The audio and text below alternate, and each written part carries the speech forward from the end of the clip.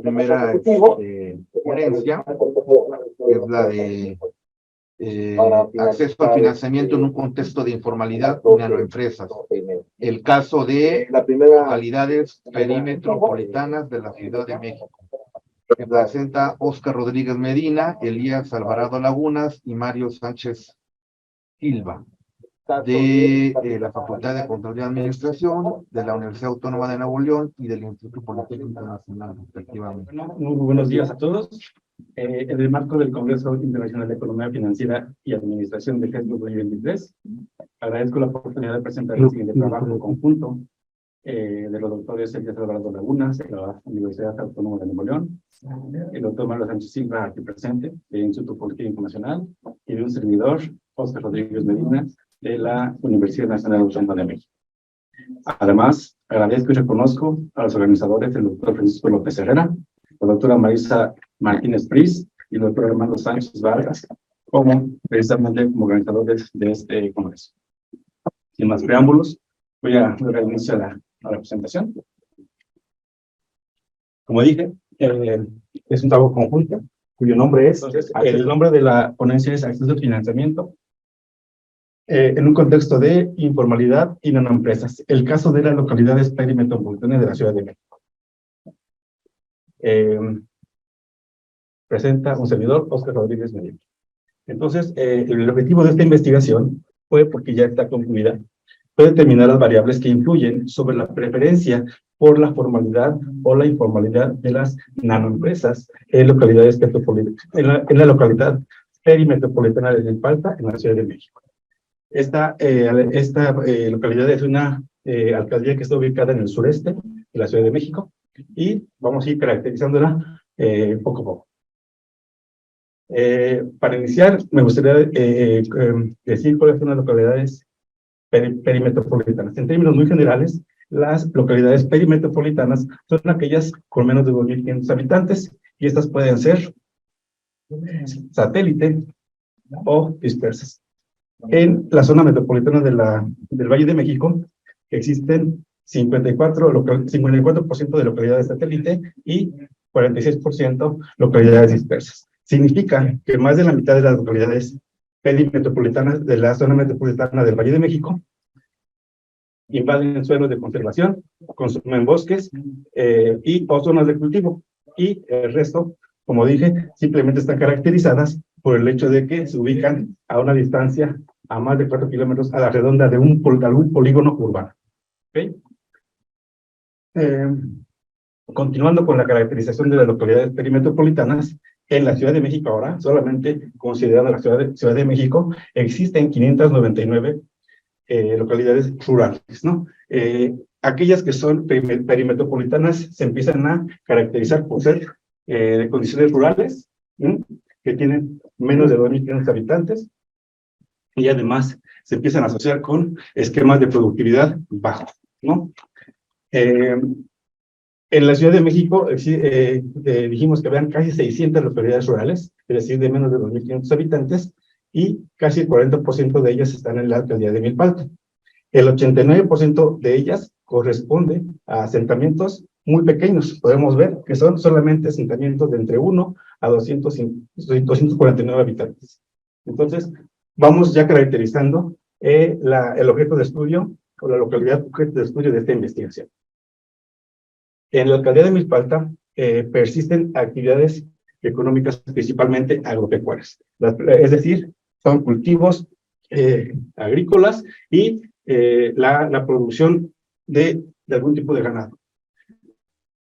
La principal actividad agrícola es el cultivo de nopal y destacan, por ejemplo, el cultivo del maíz y algunos árboles frutales como la manzana. Sin embargo, esas actividades económicas de esa alcaldía están sufriendo un proceso de urbanización, como la mayoría de las localidades prácticamente de todo el mundo. Es decir, están sufriendo una transición de las actividades productivas que estaban principalmente dedicadas a las actividades primarias a una transición hacia la industria, el comercio y los servicios. Entonces, la población de esta alcaldía, según autores como Bonilla, Larroa y Rodas, Rodríguez Delgadillo y Sánchez, indican que se desenvuelve en un contexto dual en términos de actividades económicas. Ese es un detalle a destacar, toda vez que la población de esta alcaldía tiene la característica de que, además de dedicarse, por ejemplo, al cultivo de algún producto o a la producción de algún tipo de ganado, la población de esta alcaldía también se dedica, por ejemplo, a el comercio, algún tipo de generación de ingresos alternativo. Es decir, tienen un contexto dual. Estas condiciones sociodemográficas ocasionan que en esta alcaldía el sector comercio destaque debido al aislamiento que tiene precisamente de la metrópoli, ¿no? Y esto está ocasionando la generación de pequeños negocios.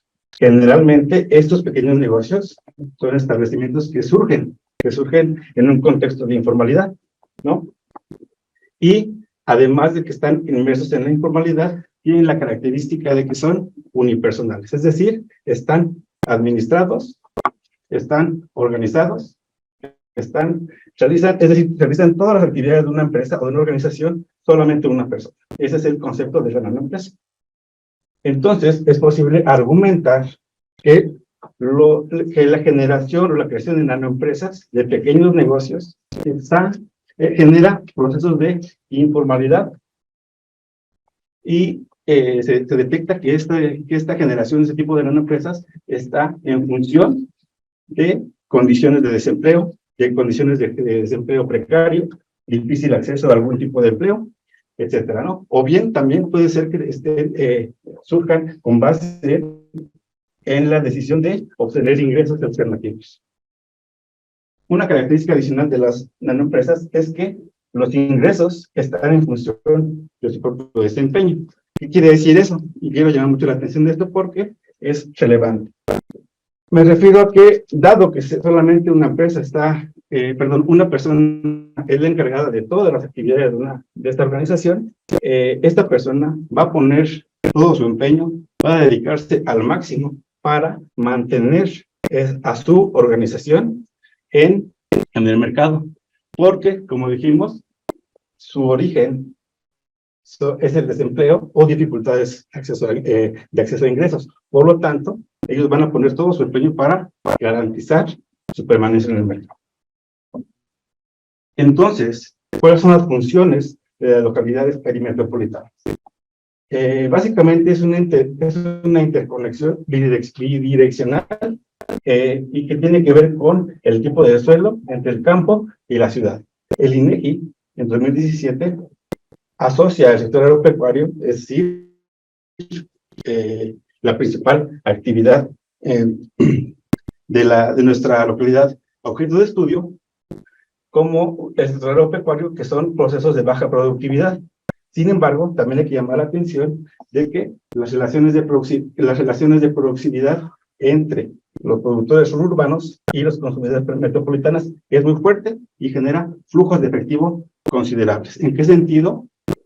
No solamente en términos de consumo de los productos que se elaboran en la alcaldía de Milpalta hacia la metrópoli, sino que también aquellas unidades económicas que son informales y que están administradas por una sola empresa, consumen energía, consumen telefonía, consumen servicios públicos, consumen también productos y servicios de otras empresas informales y además también consumen productos y servicios de empresas que están ubicadas en el sector formal. Es decir, los flujos de efectivo son diversos, ¿no?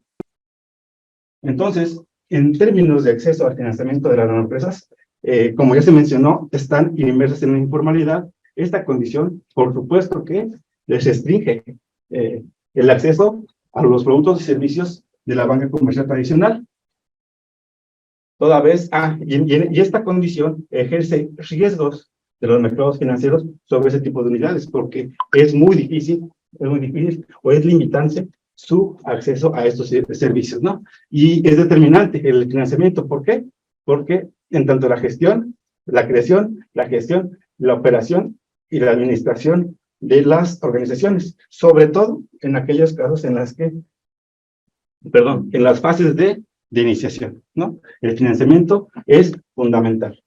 En ese sentido, se puede decir que este tipo de empresas unipersonales están excluidas del sistema financiero debido a las altas tasas de interés y precisamente a su condición de informalidad. ¿A qué están limitados los emprendedores? Pues no pueden tener acceso a créditos hipotecarios, vehiculares, personales, y mucho menos acceder a fondos de inversión o fondos de ahorro. Recordamos el objetivo de la investigación. El objetivo era determinar las variables que influyen sobre la preferencia por la formalidad o la informalidad de las nanoempresas en esta localidad de la Ciudad de México. Entonces, vamos a ver qué variables son las que están influyendo. La metodología que se utilizó es un modelo, se hicieron 3 modelos Logit. La metodología son modelos logísticos y se estimaron 3 modelos logísticos. ¿Qué es lo que queremos hacer? Evaluar y cuantificar el comportamiento de una variable de respuesta binaria. Es decir, el primer modelo que hicimos determinó la preferencia por la informalidad contra la formalidad. Es decir, como son variables binarias, solamente se tienen como 2 opciones en esas variables y una de ellas es la permanencia en la informalidad o la preferencia por la informalidad y la otra, evidentemente, la preferencia por la formalidad. Entonces, en este ejercicio se evaluó el efecto de las variables independientes sobre la decisión de, como dije, mantenerse en la informalidad, preservar la condición de formalidad, y la tercera es la preferencia por la transición de lo informal a la formal. Estas son las variables dependientes de cada uno de los modelos. Para dar un poco más de contexto, el modelo logístico es un ensayo cuya variable de respuesta es binaria 0 o 1, ¿no? Aquí están las condiciones de cada uno de los modelos. Entonces, el objetivo de esta metodología es describir la elección de las nanoempresas de esta localidad de mantenerse en la informalidad, de mantenerse en la formalidad o de transitar de la informalidad a la formalidad. Para ello, contrastamos estas variables dependientes con variables independientes y las categorizamos en conjuntos en bloques de variables independientes. Las primeras son socioeconómicas, las segundas son del entorno y las terceras son económicas. En las socioeconómicas destacan la edad, el género, la escolaridad, los ingresos, la inversión y el margen de ganancia, ¿no? En las condiciones, en las variables independientes del entorno, destacan la ubicación, y aquí es importante hacer énfasis porque en las nanoempresas generalmente se ubican aprovechando alguna infraestructura familiar, es decir, algún espacio que está disponible en la misma unidad habitacional, la ocupan para poner algún negocio, ¿no? O bien, con cercanía con los clientes. La superficie, es decir, el tamaño del local, también es una variable que incluimos como variable independiente. El inicio de operaciones y las fuentes de financiamiento. Aquí destaca, por ejemplo, si fueron recursos propios, si recurrieron a algún empréstito bancario, a algún préstamo familiar o si tienen algún componente de recursos gubernamentales como apoyo. En términos de las variables independientes económicas, destacan la razón por la cual emprendió, porque resulta que ese tipo de empresas se gestionan o se inician con base en tradición familiar. Sin embargo, también aparecen opciones como la mejora complemento del ingreso, debido a que están mal pagados, o bien también puede ser que este tipo de personas accedan a una oportunidad de inversión o a ejercer oficio o carrera. Destaco, por ejemplo, el caso de veterinarios, psicólogos, por ejemplo, etc. Algunos resultados descriptivos son, y empezamos con descriptivos porque ahí vamos a pasar a los resultados inferenciales. En los resultados descriptivos resulta que el 70% de los nanoemprendimientos en esta alcaldía, y eso aplicaría un poco en términos generales para toda la Ciudad de México, está ya en condiciones de informalidad. Casi el 60% son hombres, las mujeres son más proclives a ubicarse en el sector formal que los hombres. 80% son mayores de edad. Entonces estamos caracterizando ya el perfil de los nanoemprendedores de ese tipo de localidades. Casi el 50% tienen la secundaria o preparatoria terminadas. Sin embargo, también destaca aquí el caso en el que 30% de los nanoemprendedores poseen licenciaturas o ingenierías y también se hallan en el sector informal. Es decir, en este porcentaje de los individuos, la escolaridad no fungió como determinante para ubicarse o transitar hacia la formalidad. La tradición familiar y mejorar a los empleos del ingreso y mejorar o complementar los ingresos es la razón principal por la cual se generan o se gestionan este tipo de emprendimientos, y poco más de la mitad de los negocios requirió menos de 20,000 pesos. Es decir, son pequeños negocios, por si se dan cuenta, la inversión es baja. En términos de fuentes de financiamiento, destaca que el 70% se pusieron a ingresos propios. Significa que no tienen acceso al financiamiento del sistema financiero tradicional o les cuesta mucha dificultad para acceder a él. El resto obtuvieron en préstamos bancarios, familiares o apoyos gubernamentales. Asimismo, el 70% solo recibe dinero en efectivo o a medio de pago. Eso también es una cualidad a destacar, toda vez que la mayoría de estos emprendimientos no tienen ese sistema de medios de pago para mejorar sus ventas, ¿no? O su comercialización. Cuando se les agrega a solamente a formales, resulta que el 40% recibe tarjetas de crédito, débito, cheques, transferencias bancarias, etcétera. Es decir, en los formales, la mitad de las formales, poco menos de la mitad de los formales, tienen este sistema, es decir, permiten otro tipo de medios de pago. Una vez que caracterizamos, ahora sí ya con base en los resultados a nuestras empresas, vamos a ver los resultados diferenciales. Es decir, son resultados de nuestro modelo econométrico. Resulta que cuando la principal motivación de poner el negocio informal es lograr la independencia, gracias, la probabilidad de que permanezca como informal decae en 37%. Significa que una persona cuando se inicia un negocio que es informal, como dije, pone todos sus recursos en este emprendimiento, y su principal motivación es poner el negocio. La probabilidad de mantenerse en el sector informal decae en 37 puntos porcentuales, es decir, tienen una preferencia por la informalidad, ¿no? En 40%.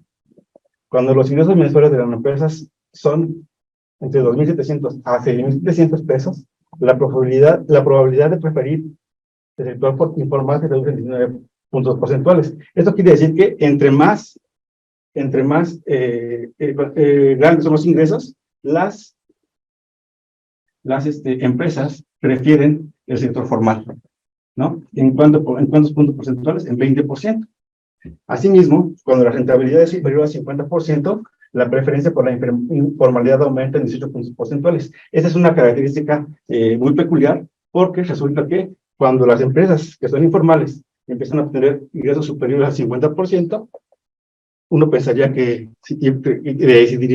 decidirían transitar hacia la formalidad, y pues no, resulta que no, prefieren mantenerse en el sector informal. Asimismo, en la medida en la que los años de estudio o de escolaridad del individuo aumentan, se reporta un incremento del orden del 52 al 65% de la probabilidad de preferir esquemas formales. En términos de acceso a financiamiento, es digamos, una conclusión muy válida e importante.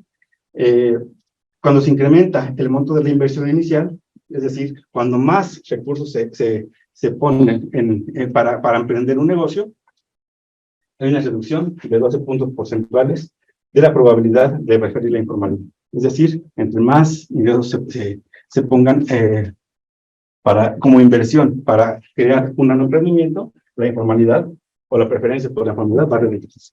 Asimismo, cuando los negocios aceptan medios de pagos diferentes al efectivo, La preferencia por la formalidad se reduce también en 12 puntos porcentuales.